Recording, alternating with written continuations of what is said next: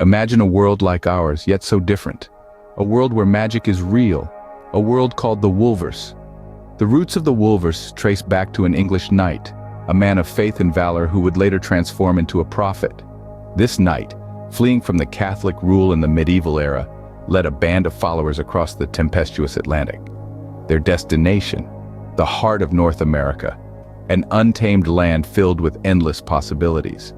It was here that the knight laid the foundations of a new country, christened Wolkatia. Along with this new nation, he introduced Thorax faith, a religion that would intertwine with the very fabric of Wolkatia, shaping its destiny. This faith, much like the knight himself, was a beacon of hope and resilience in a world teetering on the brink of chaos. And thus, Wolkatia, the heart of the Wolverse, was born. In the heart of North America, a colonial empire rose, unlike any before it. Wolkatia, founded by an English knight turned prophet, this unique nation has grown into a powerful colonial empire. It's the last of its kind in a rapidly decolonizing world, its vastness making it one of the world's largest countries, even without its colonies. Emperor Frederick sits at the helm of this empire. Despite the world's disdain for Wolkatia's domineering presence and the emperor's perceived authoritarianism, Frederick's genuine commitment to his citizens' welfare is undeniable. His rule, while strong, is underpinned by a deep care for Wolkatia and its people. This commitment extends beyond his nation's borders, with Wolkatia recognized for its neutrality and moderation in a world fraught with tension. Wolkatia stands tall, a beacon of power and stability in the Wolverse. Its rise is a testament to the strength of its people and the vision of its leaders.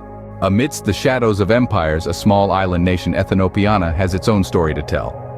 Nestled between the icy expanses of Russia and Alaska, Ethiopia was born out of a fervor for anti-imperialism and national reclamation. It's a beacon of resistance, defiantly standing against the sprawling Wolkatian Empire. At the helm of this audacious nation is Charles Oserwanch, a figure who embodies socialism and progressive ideals. Despite ruling in a somewhat dictatorial manner, Oserwanch is tirelessly striving to modernize Ethiopia.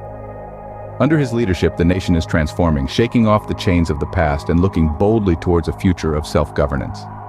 Ethiopia's ultimate ambition is a grand one: to reunify the island and permanently eradicate Wolkatian colonization from its shores.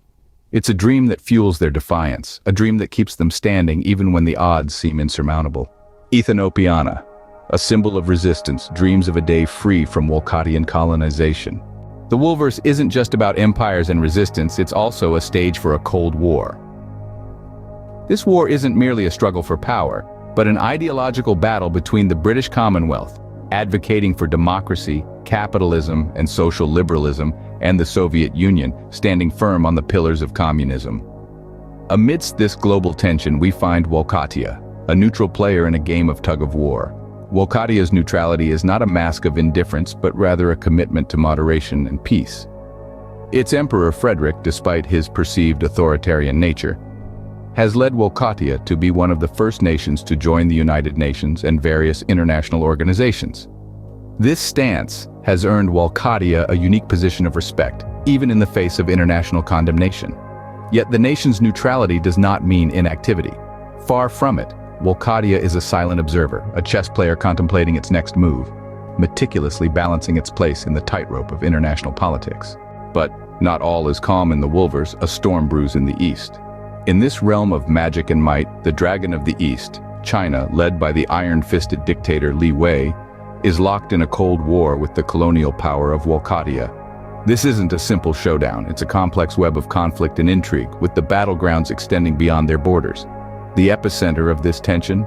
Korea. Here, the People's Kingdom of Wolkadia and the Republic of China wield their influence through proxy states, each seeking to tip the balance in their favor.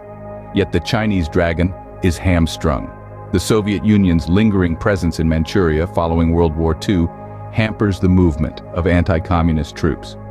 Meanwhile, the British and their Commonwealth allies, ever watchful, seek to bolster Korea's defenses. In the Wolverse, the battle lines are drawn. But remember, in this world, magic is real. And although most people may not know about it, it may just tip the scales. Sonsuz cesaretimle yürürsün yollara, göğsünde yanan ateş, kahramanlıkla dolar Farid Hasanov. Adım dilden dile, ordu komutan. 歴史を学び始めたばかりの頃に知っておきたかったこと。それは善悪の境界線が曖昧になるランバージャック作戦史の真実です。20世紀後半、世界はランバージャック作戦と呼ばれる文章に巻き込まれました。エスノピアナ、カスカーディア、あとランティーカからなる強大なパート同盟と全民主義的なオルコット人民共和国との戦いでした。金、表向きはパートが勝利し、オルコットが侵略者とされましたが、現実ははるかに複雑でした。2 tracker、金。